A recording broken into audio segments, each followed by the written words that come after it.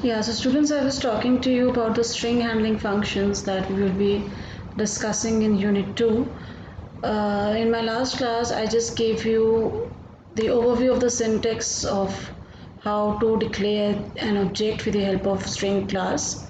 We discussed this is over here default constructor is being called string s is equal to new string. Then I gave you an example of uh, if you want the constructor to initialize the object with a particular string value. So we discussed this example also. Then I told you about the types of constructors, what does a constructor do, then what are the types of constructors. I gave you the example of parameterized constructor and default constructor. Okay, this all we did in last class. Now today we will discuss some more string related things that we will be discussing in this particular unit. See, you can specify a subrange of a character array as an initializer using the following constructor. If suppose you want to specify a subrange of any particular character, you have created any character array and you want to specify a subrange of that particular character. That also you can do using the parameterized constructor. How can you do that? The syntax will be string followed by, in this we have taken the parameters as char, chars, this is an array, char, chars, character type array we have taken. Integer type variable we have taken as start index is a variable which will point to the initial value of that particular range that we want to specify, and int num chars will count the total number of characters. Now here start index specifies the index at which the subrange begins. Num.char specifies the number of characters that we will be using. Now for example, suppose in our character array chars, this is the character array, we have these characters. This is of character type, so obviously we will put the characters in single quotes. So we have declared the characters as A, B, C, D, E, F. Okay. Now string string is a class. Object name we have taken as s is equal to new string. We are using a parameterized constructor over here. So the parameters of this particular string is what? This chars will take these characters. Then start index key value you have taken as 2, you have given as 2, and number of characters you have taken as 3. So what will you get the result as? This initializes s with the characters C, D, E. What will it do? It will initialize the object s with the characters C, D, E. Why? Because you are starting from the index 2. So your array starts, the initial value of the array is stored at index 0. So A is stored as 0 position, B is stored as 1 position, C will be stored at second position, 2 position. So from 2 to, you have to total number of characters that we are telling to count is 3. So C, D, E. So 3 is, now this object S will contain the characters C, D, E. Okay. So you can construct a string object that contains the same character sequence as another string object using this constructor. So using this constructor, what we can do, we can also create a string object that contains the same character as this particular string object. Okay, so how are we going to do that? The syntax will be string strobg. So here strobg is the string object. Now let's see this further with the help of this example. Suppose you want to construct one string from another string. So we have kept the name of the class as make string. Okay, what we are doing, we are creating another string from the given string. So we have kept the name of the class as make string. Public static void main string args will come as it is. In this we have taken the character array with the name C. The characters that we have passed are JAVA. For Java, the characters that we have passed are JAVA.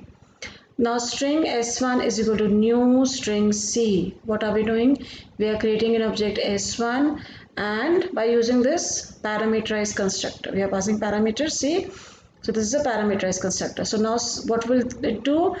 When you will pass this, so this string s1, this s1 will now, what will it do? It will take the value of this as what? Java, that is Java. Okay, then string s2 is equal to new string s1. Now s1 object contains the value as Java. So once you create this new object s1 s2 and you are passing s1 to this particular object, आप इसमें s1 pass कर रहे हैं. So the value, whatever value is stored in S1, now S1 contains the value of Java, so it will be assigned to S2. So once when you will print both S1 and S2, S1 will also contain Java and S2 will also contain Java. So what have we done? We have first, using this parameterized constructor, we have taken the value of Java in this object S1. Then we have pass this object s1 as a parameter for this object s2. Okay, so the value of s1 has been copied to the object s2 also. So the output of s1 is also Java and the output of object s2 is also Java. So this is the way how we can what we can do, we can construct one string from another. Okay, now next example, let's see. String length, you all know, you all have been studying string length from your C programming also. If you want to find the characters, the total length of a string, for that we use the method length. Okay, so why are we using parenthesis? Parenthesis means these are all your predefined methods, that these have been defined, the values of these are being known by the compiler. Okay, these are predefined methods. You cannot change the name of these methods. If you will change the name, if suppose you write the length as len, so obviously it will not work. So string length, the length of a string is the number of characters that it contains. To obtain this value, you call the length method as shown here. Length, obviously you will calculate in terms of integer only. Length will be of any string you want in terms of integer only. So its data type is int length. Now let's see this also with the help of example. The following fragment prints 3 since there are 3 characters in the string. We have taken this character array, char cats is equal to abc, then string s is equal to new string cats. In the same way as we have done, what will this s now contain? This s will contain the characters of this particular array chars, that is, it will now contain abc. It will be a string because it's of string type. Now system.out.println s.length. Once you are using this object, you will use this object only. So s.length will calculate the length of this particular string, which is 3. So in the above statement, s.length could also be written as abc.length. You can also write s.length as abc.length. Why? Because s now contains abc. This we have shown. This I have told you earlier also. Okay, so it means one and the same thing. You write s.length or you write abc.length, it is one and the same thing. It will give you the same output, that is 3.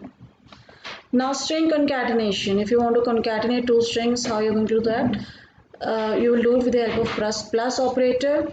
Suppose you have declared a string with the name age and its value is 9. Okay, this 9 you want to concatenate with this string. So what we have done, string, again you have taken another string object s as s, string s is equal to he is plus age plus years old. So this plus will do the concatenation. Age is of string type, so it will easily get concatenated with this. Okay, if it would have been of another type, let's say integer or double, then you would have to first convert it into string type and then you would be able to get the result. So it will easily get concatenated and you will get, once you print the output, obviously you will print the value of s only, so the answer will be he is 9 years old. Now next is, this was about string length. String concatenation also we have seen. Now toString method. ToString, as the name suggests, if you want to convert some other, the variable that is of different type into string form. Okay, why do we need to declare, we need to convert the variables of different types into string? Because your public class, the class main, we have to use everything within public class main that contains all the arguments which are of type string. Public static void main string args. That args stores everything in the form of string. So we need to declare convert the things in the forms of string. So for this we have taken this example, we have taken a class as box.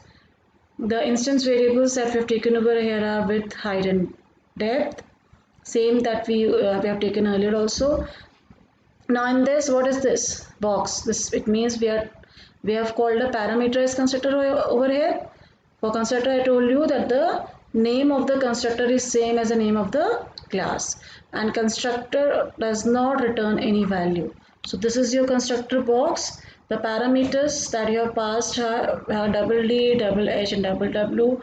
So width you have assigned value W, for height you have assigned value H, and for depth you have assigned value D. Now you're using this method toString. So for this, how are we using it? We have used the access specifier as public. String is the name of the class, and this is the method toString. So public string toString. In this, what are we doing? We are returning this particular output as dimensions are plus width plus by plus depth plus height. Okay, so this we are doing, and class up now again we have taken another class for main. You have to, obviously the main will also come within a class, so we have taken the name of the class as toString demo. Class toString demo, public static void main string args. You'll create an object of this particular class box, so we have created the object as b. In this you will pass the parameters, because the parameterized constructor is over is here, so you don't need to initialize the value of the objects here by referencing to the instance variables. We can directly do it by creating the object. So we have done it. So these value will pass to this constructor. So in W, what will be assigned? 10 will be assigned. In H, 12 will be assigned. In depth, 14 will be assigned. Now we have, what are we doing? We are using, we have taken an object of type string, that is string S, the class is string, object is S, box B plus B. Now what will this plus B do? What is this plus B? B is object, see, B is object of which class? It is object of class box. So it is going here. Over here we are concatenating the result of this object with this particular object S. Okay, so string S is equal to box B plus B. The result of this B will be what? It is coming from here. See, what is this B doing? It is going over here. 10, 12 and 14. Okay, and the values are assigned over here. Then after that, so output what that will come over here is, in this we have declared this method as public string toString, dimensions are width, depth and this. So once you do string S is equal to box B plus B, so first of all, as soon as this is declared, this object B is declared, it will go over here and it will go to this method toString and it will return this as dimensions are 10.0, 10.0 is the dimension of width, then by 14.0 by 12.0. Okay, this is done. After this, system.out, this we have printed the value of B. After this, system.out.println, you are printing S. So S will print what? S will give you the result as box B, box B. Then after that, dimensions are 10 by 14, the value that was printed over here. Okay, so this is the example of toString. We are using the toString method over here. Now next is char at. if you want to find the character at any particular position, what is the value of the character of at any particular position? For that we use